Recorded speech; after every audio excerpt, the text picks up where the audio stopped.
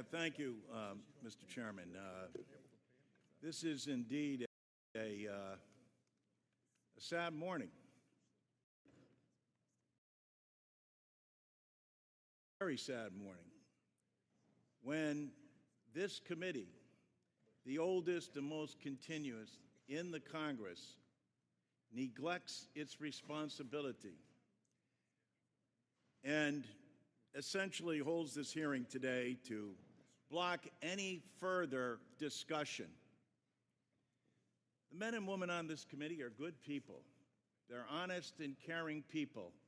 And that's why I do not understand why you would relegate this committee to no longer being of significance and resort to saying you will do whatever Elon Musk and Donald Trump tell you to do. Where's the independence of the committee? Where's the legislature? We're an equal branch of government. And you start off with a blather, and yet when we look at the empty seats here, where's Elon Musk? I'm sure he's a genius and is a very credible person because of the wealth he's accumulated. But that does not put him above the law or the responsibility to come before this committee in this Congress. If he's so great, if these plans and all the fraud and abuse that he's found are so eminent, why isn't he here explaining it? You know why. Because he's out to privatize Social Security. He's been on television the last couple of days talking exactly about Social Security, Medicare, and Medicaid, and what he intends to do. Privatize it. The American people, some of them may have been born at night, but not last night. People are aware of this. Every single one of your districts, all the money that comes in monthly, and you have not done, you as a Congress, have not done anything in more than 54 years.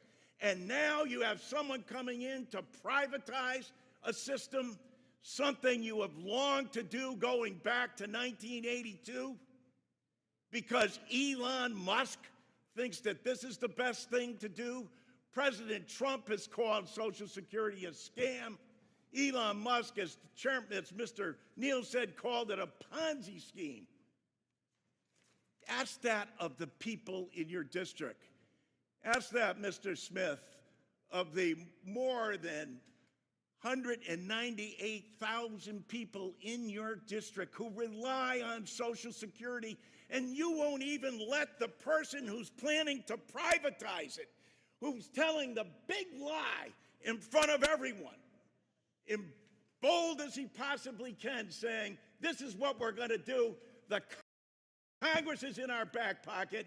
We don't even have to come before them and testify because we control the House, we control the Senate, and we control the presidency. And it's the tyranny of the executive. It's why these resolutions were first adopted back in 1789, because the Founding Fathers knew that the executive branch does not have total authority over the legislature unless you have a willing party that says, no, we're going to do exactly what you tell us to do, Mr. Musk and Mr. President. It doesn't matter to our constituents.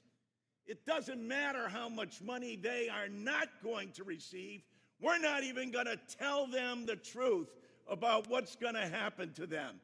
And every single one of these districts where they're being shut down and their personnel, and as Mr. Neal said, Dan, after you cut and eliminate the people, say the agency isn't responding accordingly. No other agency operates for under less than 1%. With that, they administer to over 70 million people in the nation's #1 anti-poverty program for the elderly and children. Shame! Shame! Can't bring people in front of this body? If he's right, if they're so good, if they're so just, why aren't they here telling the American people about it. They're not, because you know the truth. It's about privatization. I yield back. No time to yield. Mr. Arrington? I can hardly